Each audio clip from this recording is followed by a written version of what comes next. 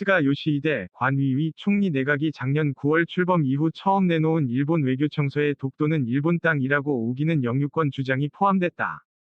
위안부와 징용 피해자 배상 문제에 대해서는 한국 정부가 해결해야 할 일이라는 기존 입장을 되풀이했다. 정부 공식 문서에 한국의 영토 주권을 침해하고 퇴행적인 역사 인식을 드러내는 기술이 또다시 나온 것이다. 모태기 도시미스 무목민충 외무상은 27일 오전 가게 국무회의에서 지난 한 해의 국제정세 분석 내용과 일본 외교활동 전반을 기록한 백서인 2021년 판외교청서를 보고했다. 올해 외교청서는 독도는 일본 고유의 영토라는 기존 주장을 반복했다. 스가 총리 전임인 아베 신조, 안배진 3 정권에서도 독도 영유권 주장을 외교청서에 반영해왔다. 2018년 판에서는 한국에 의한 불법 점거라는 표현을 추가하기도 했다. 동해 표기와 호칭 문제에 대해서는 국제적으로 확립된 유일한 호칭이 일본해라고 주장했다. 위안부 문제와 징용 배상 판결 등 한일 현안에 대해서도 기존 입장을 굽히지 않았다. 특히 지난 1월 8일 위안부 피해자들에 대한 일본 정부의 배상 책임을 인정한 서울중앙지법 판결에 대해 국제법과 한일 양국 합의에 반하는 것으로 매우 유감이며 시정을 요구하겠다고 비난했다.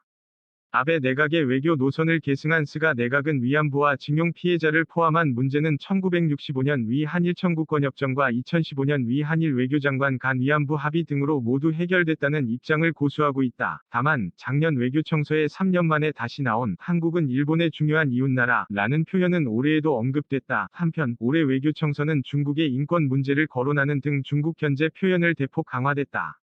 중국의 군사력 확충과 활발한 동남중국해 해양 활동을 일본을 포함한 지역과 국제사회 안보상의 강한 우려 요인으로 규정하고 작년에는 거의 언급하지 않았던 홍콩과 신장, 신강, 위구르 자치구 인권 상황을 우려하는 입장을 밝혔다.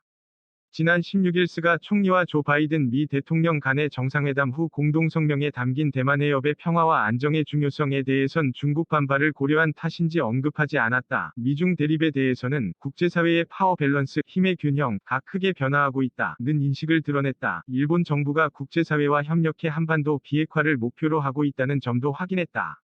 북한의 일본인 납치 문제 해결을 가장 중요한 과제로 삼고 있다는 내용도 포함됐다.